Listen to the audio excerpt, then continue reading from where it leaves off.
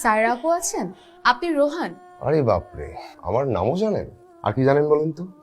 এখানে দাঁড়িয়ে কথা বলবো? এ বাসার বাসিন্দাদের মধ্যে দুলা ভাই বিদেশে ট্রেনিং এ, আপু অফিসে, আর আমি উদ্বাস্তু এই মুহূর্তে একা বাসায়। একা কিন্তু আসবেন? আমার কোনো প্রবলেম নেই, মানে স্যার আপু আসার পর্যন্ত আমি ওয়েট করতেই পারি। ওয়েট, আপনি একা? মানে আপনার দল কোথায়? কিসের দল? ডাকাত দল? আপনি এগুলো কি বলছেন? আপনি নিশ্চয়ই খোঁজ নিয়ে এসেছেন আমি বাসায় একা। আপনার এই যে সুন্দর চেহারা, এই রূপের ছলনায় নানা বাহানায় আমাকে মোহগ্রস্ত করে আপনি আগে বাসায় ঢুকবেন, তারপর অস্ত্রের মুখে জিম্মি করে আপনি তো আমার সাথে যাতা করবেন। যাতা করবো মানে? আপনি লুটপাট করবেন, ধ্বংসযজ্ঞ চালাবেন। আমার তো ভয় হচ্ছে যে আরে আমাকে শাট লুটপাট- আপ! হ্যাঁ আপু, আমি বাসা থেকে চলে আসছি। খুব ভালো করেছো। এখন কোথায় আছো তুমি? আমি তোমার দরজার সামনে। তুমি এক কাজ করো, ভেতরে আমার ভাই রোহান আছে, তুমি ভেতরে গিয়ে বসো। কিভাবে ভেতরে যাবো আপু? উনি তো আমাকে বাসায় ঢুকতেই দিচ্ছেন না, উনি ভাবছেন আমি ডাকাত। একটু কথা বলবে প্লিজ? এই পাগল, তোকে না কতবার বলেছি মোহিনীর কথা, সবার সাথে ফ্যাসলামি করিস। আচ্ছা,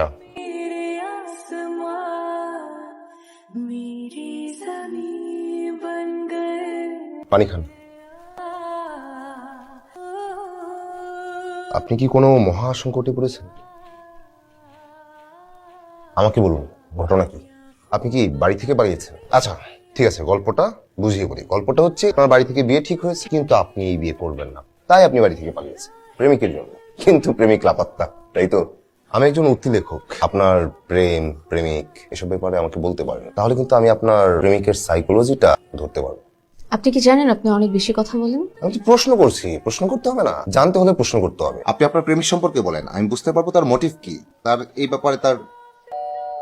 দেখছি। খুব ভালো করেছে তুমি চলে এসেছো। তোমার যতদিন ইচ্ছা ততদিন এখানে থাকবে। এখানে থাকবে মানে? কোথায় থাকবে? তুই যে রুমে থাকিস সেই রুমে থাকবে। আমি কোথায় থাকবো? তুই আপাতত ড্রয়িং রুমে অ্যাডজাস্ট করে নে। আপু, আমি তোমার আপন ভাই, এক মায়ের পেটে দুজনের জন্ম। আমার সমস্যা তোমার সমস্যা না। তোর আবার কি সমস্যা? না, আমার কিসের সমস্যা? বললাম না ডাকাত আসছে, আমার রুমটা ডাকাতি হয়ে গেল। আমার কি হবে রে মামা? আপু শোনো, তুমি ড্রয়িং রুমে থাকো, আমি আমার ভাগ্নিকে নিয়ে তোমার রুমে থাকবো। আপু আমি অন্য কোথাও যে। আরে না না, তুমি কি, আমি তোমাকে আগেই বলেছিলাম এখানে চলে আসতে। এখন চলো আমরা ফ্রেশ হয়ে নিই, তারপর লাঞ্চ করবো একসাথে। আসতে পারি? হ্যাঁ প্লিজ, আপনারই তো রুম।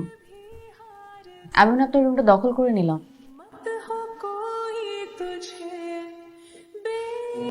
বয়ফ্রেন্ড কি বৈদেশিক? মানুষ আইএলটিএস কি বৈদেশিক বয়ফ্রেন্ডের কাছে যাওয়ার জন্য দেয়? আপনার ঘটনা বিশ্লেষণ করে যেটুকু পাচ্ছি, বাসা থেকে পালিয়েছেন প্রেমিকের জন্য। প্রেমিক লাপাত্তা, তার মানে দেশে নাই। দেশে থাকলে আপনার এই দুর্দিনে আপনার পাশে থাকতো। আপনি তো উঠতি লেখক, এজন্যই মাথার মধ্যে এরকম ভাবনা আসছে। আপনি একটা কাজ করেন, একটা মেয়ে স্ট্রাগল করে আইএলটিএস দিচ্ছে, তার বৈদেশিক বয়ফ্রেন্ডের কাছে যাওয়ার। একদম ফাটাফাটি একটা গল্প হবে। আমি গল্প লিখলে তো ফাটাফাটি হবেই, কিন্তু প্রথমে লিখবো ডাকাতের গল্প। একটা ডাকাত কি করে আমার রুমটা দখল করে নিল। মেয়েটা অনাহূত অতিথি হয়ে এসে আমার সংকট মনে হয় বাড়িয়েই দিল। রুমটা সত্যিই জবরদখল হয়ে গেল। অথচ বাবার বাসা থেকে চলে আসার পর ওই রুমে বসে লেখার অভ্যেসটা আমার হয়ে গিয়েছিল। আবার খুব শীঘ্রই যে রুমে ফিরতে পারবো তারও কোনো নিশ্চয়তা পাচ্ছি না। সুতরাং বুঝতেই পারছি, উপযুক্ত পরিবেশে নির্জনতার মাঝে এই বাসায় বসে সাহিত্য চর্চা করা আমার জন্য এখন সম্ভব না। কারণ প্রতিকূল পরিবেশে আমি লিখতে পারি না। তবে আগামী বইমেলায় আমার রচিত বই যেভাবেই হোক বের করতেই হবে। যাই, আমাকে একটা ব্যবস্থা নিতেই হবে। ভাই ওই যে একটা ওয়াফল বেল এখানে বসে আছো, কিছু অর্ডার করছো নাকি? কিভাবে অর্ডার করবো রাফি ভাই? হাত ফাঁকা, কিছু টাকা দিন। বিল তো এখনো হয় নাই। ঋণ দেন, বিলের সাথে সমন্বয় করে দিয়ে দিব। তোমার আবার কি সমস্যা হলো? নতুন বাসায় উঠবো, বোর্ডের বাসায় ফ্রি থাকো, ফ্রি খাও, টাকা খরচ করে নতুন বাসায় নেবা কেন? লেখার পরিবেশ নাই। আগামী বইমেলায় কিন্তু আমার উপন্যাসটা বের করতেই হবে রাফি ভাই। এক অনাহূত অতিথি আমার রুমের জবরদখল নিয়েছে। কে সেই দখলদার তোমার রুম দখল করে? দুনিয়াতে দখলদারের অভাব আছে বলেন? আবার হাতও ফাঁকা। রাফি ভাই, আজকাল নাকি নাটকের ভালো গল্প পাওয়া যাচ্ছে না। আপনার তো ওই অঞ্চলে ভালো পরিচিতি আছে, একটু ম্যানেজ করেন, আমি গল্প দিই। আচ্ছা ঠিক আছে, দেখি। আগেই বলে রাখি, আমি কিন্তু টাকা পয়সা দিয়ে বই বের করবো না। আচ্ছা ঠিক আছে, আগে লেখাটা শেষ করো, আর বিল আসলে আমি তোমার খবর পাঠাই দিব রে। এখন কিছু দিয়ে যাবেন না? বললাম তো হাতে টাকা নাই, আসলে পাঠাই দিব রে। ভালো থাকো। দাঁড়ান, হেঁটে যাবেন?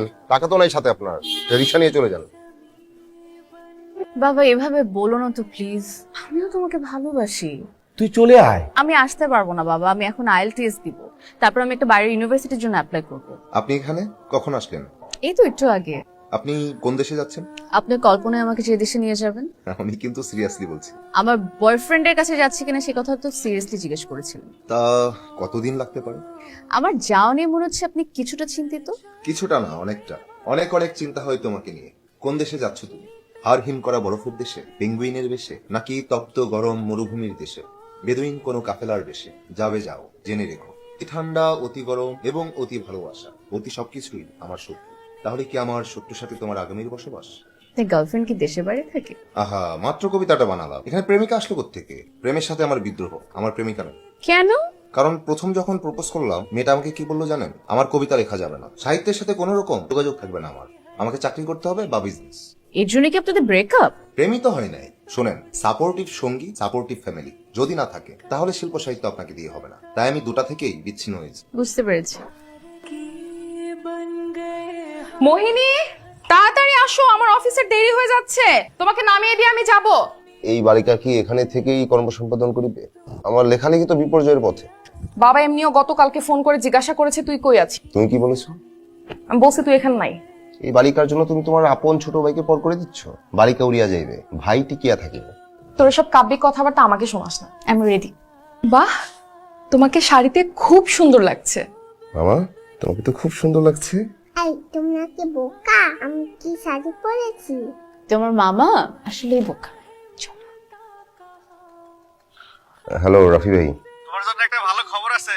বিল হয়েছে? আরে আগে তো আসো। আচ্ছা থাকেন, আসছি। হ্যাঁ আমি বসো বসো। এই নাও তোমার বিল হয়ে গেছে। আর ওই যে ওই দিন 100 টাকা দিছিলা, রাখো। ভাই ওটা থাক। আরে রাখো, টাকার মূল্য বুঝতে হবে। এই পাণ্ডুলিপি 3টা রাখো, অনেক ভুলভাল আছে, সুন্দর করে প্রুফরিড করে দিবা। ধন্যবাদ ভাই। একটা ল্যাপটপ নাও, এই ওয়ার্ড ফাইল গুলো আমি তোমার মেইলে পাঠাই দিব, তুমি দেখে টেকে আবার মেইলে আমার ফেরত দিবা। ল্যাপটপ আছে তো, কিন্তু বাসায়। আমি তো বাসা থেকে কিছু নিয়ে আসতে পারি নাই, মানসিক প্রস্তুতিই ছিল না যে কিছু নিয়ে আসবো। আমি তো এক কাপড়ে চলে আসছি। আমার বাবা যে আমার সাথে কি করলো ভাই, ধরেন। কে বাবা। বাবা?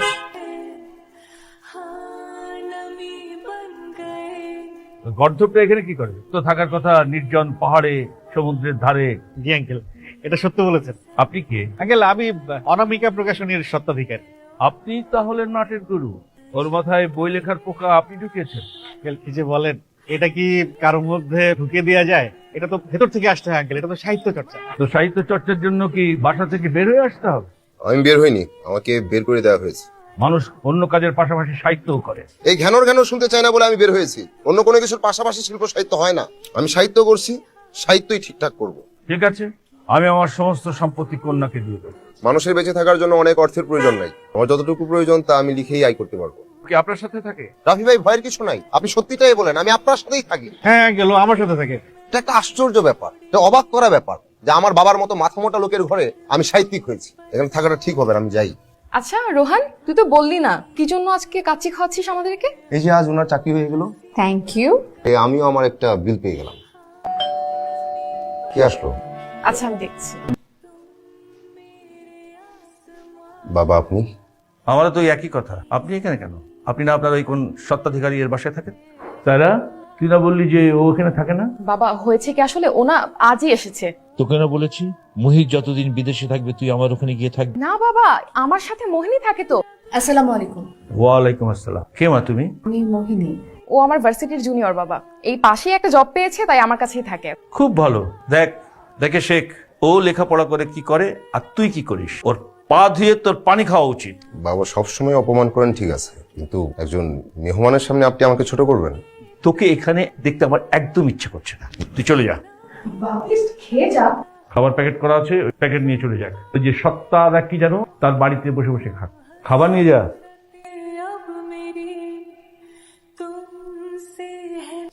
বাবা এইভাবে ওকে না বের করে দিলেও পারতা। ওকে আশকারা দিও না, তুমি কষ্টটা টেপ পেতে দাও, না হলে গদায় লস্করি করে জীবনটা গড়বড় করে দেবে। কি বলো মা তুমি? ঠিক বলেছি না? আঙ্কেল আপনি প্লিজ বসুন। আনন্দ বাজারে চলে যা মন রে, আনন্দ বাজারে। ভ্রাতা, আহার হয়েছে? আরে রাতে খাইছেন কিছু? আনন্দ বাজারে চলে যা। একসাথে খাওয়ার মধ্যে কিন্তু আনন্দ আছে। ভাইজান, আমার উনিও একই কথাই কয়, এক লগে খেলে নাকি মোহাব্বত বাড়ে। আর আনন্দের কথা তো আপনি কইলেনি। আপনার উনি এখন কোথায়? গ্রামে রাখতে পারবেন বাপ মা আছে তো?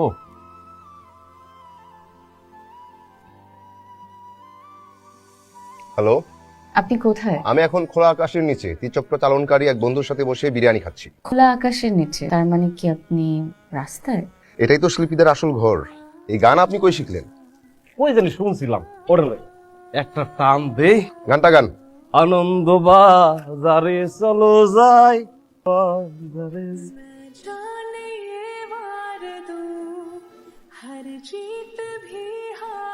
আপনি? চলে আসলাম, নাচতে তো মন খারাপ করবেন। তাই না? চলে। আরে কি গায়ের উপরে উঠে যাবেন নাকি? আপনার তো পরিমিতি জ্ঞান নাই। অদ্ভুত না? ঢাকা শহরে বলায় বলায় ঘুরবি আর আমি টের পাবো না। তোর কি মনে করছিস এই এলাকা আমার লোকজন নাই? না, তুমি তো মহাবীর আলেকজান্ডার। পালাইছিস কেন বাসা থেকে? খুশিতে, ঠেলায়, ঘুরতে। তোমার প্রশ্নের এটাই সঠিক। এই পোলাকে আমার বন্ধু।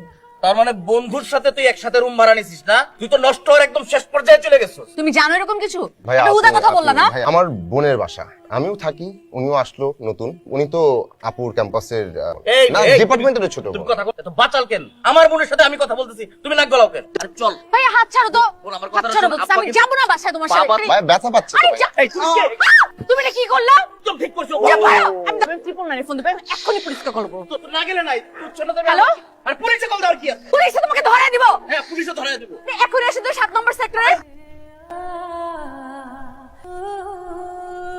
দেখেন তো কেমন হলো। আপনি কষ্ট করতে গেলেন কেন? আমাকে বলতেন। আপনাকে বললে তো আমার হাতে চা খাওয়া হতো না আপনার। আপনাকে একটা কথা জিজ্ঞেস করি। হুম। এখন তো বাসায় কেউ নেই, আপনি একদম একা। আপনি বোন অফিসে। আপনার বাবা যদি এসে আপনাকে আর আমাকে একসাথে দেখে ফেলে তাহলে কি হবে? বাবা তো মনে হয় আপনাকে ভীষণ পছন্দ করেন, নির্ঘাত বিয়ে দিয়ে দিবে। কি বলেন কি? হ্যাঁ, সম্ভাবনা আছে। কিন্তু আপনি তো প্রেম, বিয়ে এসবের সাথে বিদ্রোহ করেছেন। তারপরও সাপোর্টিভ পার্টনার পেলে বিয়ে করেও ফেলতে পারি। তাই নাকি? আচ্ছা, ধরেন আমাদের বিয়ে হয়ে গেল, তখন আপনার ভাই কি করবে? আমাকে তো পুলিশে ভয় কিচ্ছু বলতে পারবে না। নিজে নিজে পাগল হয়ে পাগলা গারোতে চলে যাবে। আচ্ছা, আপনি কিন্তু বললেন না যে কেন বাসা ছেড়ে আসলেন। আমার ভাইয়ের একটা ফ্রেন্ড আছে যার সাথে আমার ভাইয়া বিজনেস করে, প্রচুর টাকার মালিক। লোকটাকে আমার একদম পছন্দ না, এটা জানা সত্ত্বেও আমার ভাইয়া, আমার ভাবি এবং কি আমার বাবা সারাদিন তার গুণগান আমার সামনে গাইতে থাকতো। আমার একদম অসহ্য লাগে এগুলা। ইগনোর করলেই পারেন। ওনাকে তো ইগনোর করতেই পারি, ফ্যামিলিকে কিভাবে ইগনোর করবো বলেন? আমি ফ্যামিলিকে যখন জানাই যে আমি আসলে বাইরে পড়তে যেতে চাই, এটা আমার ভাইয়ের ফ্রেন্ড জানার পরে আমার ভাইয়াকে সে অফার দেয় যে আমি বাইরে যেয়ে চাকরি করে আর কত টাকাই বা কামাবো, তার থেকে 4 গুণ বেশি টাকা উনি আমাকে ওনার অফিসে দিবে, আর আমাকে বাইরে পড়তে যেতে দিবে না। ভীষণ বড় লোক মানুষ। আমাদের দুজনের মধ্যে কি একটা অদ্ভুত মিল, তাই না? দুজনই বাসার যন্ত্রণায় অতিষ্ঠ হয়ে একদম গৃহত্যাগী। আসলে আমরা নিজেদের মতো করে বেঁচে থাকতে চাই, এতটুকুই তো। একটা মিনিট, বাবা কল দিচ্ছে। বাবা, কি হয়েছে? কবে থেকে? তুমি কোন হসপিটালে আছো? এক্ষুনি যেতে হবে। বাবা, বাবা তোমার কি হয়ে গেল? আমি ঠিক আছি রে মা, তুই অস্থির হোস না। তুমি কেমন ভাই? তুমি একটা বার আমাকে জানাবা না? আমি তো ভেবেছি তুই আসবি না। তুই যে হাসপাতালে আসছিস অনেক খুশি রে মা। ডাক্তার বলেছে বাসায় নিয়ে ঠিকমতো যত্ন করলে ঠিক হয়ে যাবে। কিন্তু বাবার যে শরীরটা ভালো না, আর বাবা চান বাবা সুস্থ থাকতে থাকতে যাতে আমার বিয়েটা হয়েছে। আমি কখনো প্রেম করি নাই, কিন্তু ইদানিং মনে হচ্ছে যে কারোর জন্য আমার একটু অনুভূতি তৈরি হচ্ছে। অনুভূতিটাই আসল। আপনি কি একদমই বিয়ে করবেন না? করতেও পারি, যদি আমার মনের মতো কাউকে পাই, সে আমাকে বুঝবে। পাননি না? পেয়েছি, মনে মনে। প্রকাশ করতে চাচ্ছেন না? প্রকাশ করে আর কি ফায়দা? আপনার তো বিয়েই হয়ে যাচ্ছে। বাসায় বলবো আপনার কথা? সত্যি? না হলে কেন আমি আপনাকে এখানে ডাকবো? এ কথা তো বাসায় গিয়েও বলতে পারতেন। স্যার আপুর সামনে বলতে লজ্জা লাগতো না? তাও ঠিক, কিন্তু আপু অনেক খুশি হবে, তার চেয়ে বেশি খুশি হবে বাবা। ভাইয়া, আমি বিয়ের জন্য রাজি। আলহামদুলিল্লাহ, আমি খুব খুশি হয়েছি রে মা, খুব খুশি হয়েছি। বোন, কি যে ভালো লাগতেছে ভাষায় বুঝাইতে পারবো না। আমি অলরেডি ওদের সাথে কথা বলে রেখেছি, ওদের ফ্যামিলি আমাদের বাড়িতে কবে আসবে না আসবে এটাও তো ওদেরকে জানাতে হবে। কারা আসবে রে মা? ভাইয়া, তুমি তো রোহানকে দেখেছো। মানে ওই রাস্তার ছেলেটা? বাবা আমাকে বিয়ে করার কথা বলেছে, ঠিক হলে তো ওকেই বিয়ে করবো। বাবা তোকে বিয়ে করতে বলছে, কিন্তু ওই রাস্তার ছেলেটাকে না, ফরিদকে বিয়ে করতে বলছে। বাবাটা কি কি বলছো? তুমি কিছু বলছো না কেন? না, তুমি আমাকে বিয়ে করার কথা বলেছো, এটা ফরিদ কোথা থেকে আসলো? দেখ রে মা, সে আমাদের অনেক উপকার করেছে। তোর ভাইয়া ওর কাছ থেকে 50 লাখ টাকা নিয়ে ব্যবসায় লস করেছে। তুমি বলতে চাইছো যে 50 লাখ টাকার জন্য তুমি তোমার মেয়েকে বিক্রি করে দিচ্ছ? ওর যদি তোকে বিয়ে করে তুই রাজরানী হয়ে থাকতে পারবি রে মা।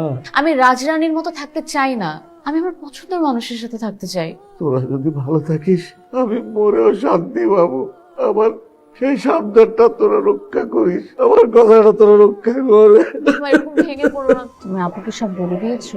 আপু তো মহা খুশি, আপুর সাথে কথা বলে রেখেছে আর বলছিল যে আমরা কবে যাব তোমাদের বাসায়। আসলে কোনো সমস্যা বলো। আমি তোমাকে আসলে সামনাসামনি ফেসই করতে চাচ্ছিলাম না, কিন্তু এমন একটা ঘটনা ঘটেছে যে সামনাসামনি না করলে আর কোনো উপায় ছিল না। ও ভাইয়া বাবার এমন ভাবে ব্রেন ওয়াশ করেছে যে আমাকে বিয়ে ওই লোকের সাথেই দিবে। তুমি কি সিদ্ধান্ত নিলে? আমার সিদ্ধান্ত, পৃথিবীতে এরকম অনেক মানুষ আছে যারা নিজেদের মতো করে বাঁচতে পারে না, আমিও সেই ব্যর্থতার একজন। আমি বলি তোমার ফ্যামিলির কাছে ছোট করলাম, পারলে আমাকে মাফ করে দিও। এখানে তোমার কোনো দোষ নাই মেয়ে, তুমি যদি এইভাবে আমাকে বলো আমি নিজেকেই ক্ষমা করতে পারবো না। আমি আসি তাহলে, তুমি ভালো থেকো।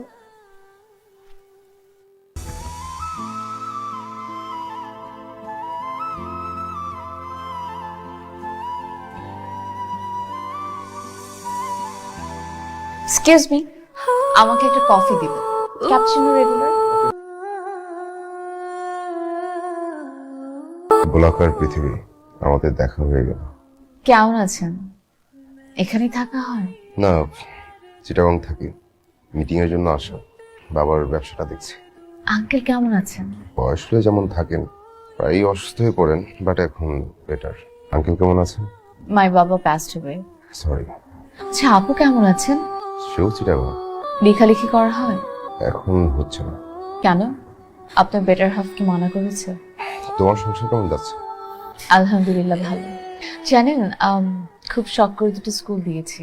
স্কুলে অনেকগুলো বাচ্চা পড়ে, এই বাচ্চাগুলোকে নিয়ে আমার সংসার। তোমার ভাইয়া? ভালো আছে, কিন্তু আমি ভাইয়ের সাথে থাকি না, একাই থাকা হয়। ওই ভীষণ বড়লোক লোকটা? ভীষণ বড় লোকের সাথে বিয়ে হওয়ার দুদিন আগে বাবা মারা যান। তারপর ভাইয়ের সাথে জোর করলেও আমি বিয়েটা আর করি না। আমাকে জানাতে পারতে। কি জানাতাম আপনাকে যে আমার বাবা মারা গেছে, চলুন আমরা বিয়ে করে ফেলি। আমরা সময় নিতাম। পালিয়ে বিয়ে করার জন্য। তারপর কিছুদিন পর আমি মাস্টার্স করতে বাইরে চলে যাই। 1 বছর হয়েছে যে আমি দেশে আছি। আচ্ছা, আমার কথা বাদ দিন, আপনার কথা বলুন। আপনার স্ত্রী আপনাকে বোঝে? বিয়ে করিনি, আমার মন মতো। এখনো পাননি? 30 মিনিট আগে হলেও বলতাম, পাইনি, এখন বলতে পারছি। তুমি এখনো আগের মতো কি সুন্দর করে কথা বল। শোনো, লেখালেখিটাতে আবার মনোযোগ দাও। কেউ যদি আমার কিছু কাজ, কিছু ব্যস্ততা তার করে নেয়, তাহলে শুরু করতে পারবো।